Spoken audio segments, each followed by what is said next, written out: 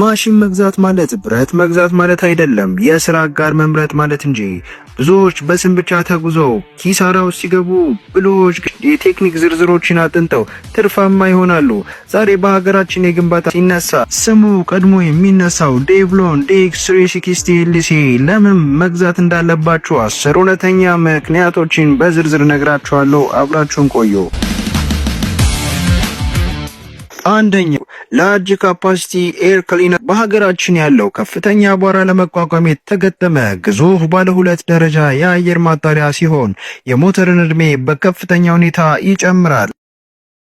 ሁለተኛውና ዋነኛው ነገር ሞተሩ ነው። ዴቭሎን DE12 TIS የተባለ ሞተር የተገጠመለት ሲሆን ለኢትዮጵያ ተስማሚ የሆነ ሜካኒካል ኢንጀክሽን ሲስተም ያለው፣ ይህም የናፍጣ ጥራትን ሳይመርጥ በሙሉ አቅሙ እንዲሰራ ያስችለዋል። በሶስተኛነት የምናየው ስማርት ፓወር ኮንትሮል ወይም SPC እንደ ስራው ክብደት የሞተሩን ፍጥነትና የሃይድሮሊክ ጉልበት በራሱ የሚያመጣጥን ብልህ ሲስተም ተገጥሞለታል።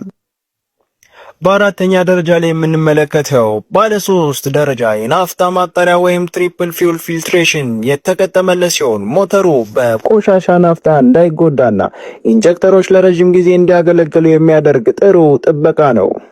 በአምስተኛ ደረጃ የምንመለከተው ሄቪ ዲዩቲ አንደርከሬጅ ወይም የታችኛው የተጠናከረውን ክፍል ይሆናል።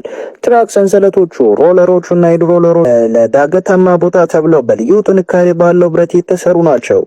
ስድስተኛ ኢፖስ ኤሌክትሪክ ፓወር ኦፕቲማይዚንግ ሲስተም ማለት ነው።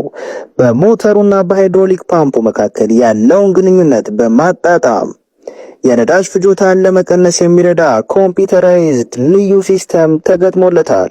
ሰባተኛው ልዩ ጥንካሬው በቁፋሮ ወቅት የሚፈጠረውን ከፍተኛ ጫና ለመቋቋም የማሽኑ ክብደት ወይም ማርመዝ በወፍራም ብረት መሰራቱ ይህ ከሌሎቹ ልዩ ያደርገዋል።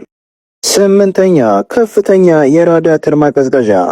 ማሽኑ በሞቃታማ አካባቢዎች ለረጅም ሰዓታት ያለ እረፍት ቢሰራ እንኳ ሳይሞቅ እንዲቀጥል የሚያስችል ግዙፍ ራዲያተር ሲስተም ተገጥሞለታል። ዘጠነኛ ሳውንድ ሰፓሬሽን ካቢን። የኦፕሬተሩ ካቢኔ ከድምፅና ከንዝረት ነፃ እንዲሆን ተደርጎ የተሰራ በመሆኑ አሽከርካሪ ወይም ኦፕሬተሩ ሳይደክም ረጅም ሰዓት እንዲሰራ ያግዘዋል። አስረኛና የመጨረሻው ልዩ ነገር ሰፊ የመለዋወጫ አቅርቦት። በኢትዮጵያ ውስጥ የዴቭሎን ወይም የዱሳ መለዋወጫዎች በየቦታው ስለሚገኙ ብልሽት ቢያጋጥም እንኳን ወዲያው እቃው ተገኝቶ ወዲያውኑ ጥገና ተደርጎለት ማሽኑ ወደ ስራ የመመለስ መለዋወጫ አቅርቦት የሀገራችን ላይ መኖሩ ልዩ ያደርገዋል። ቪዲዮ ከተመቻችሁ ላይክ እና ሼር አድርጉ። እንዲሁም ቤቱን ፎሎ በማድረግ ያበረታቱን።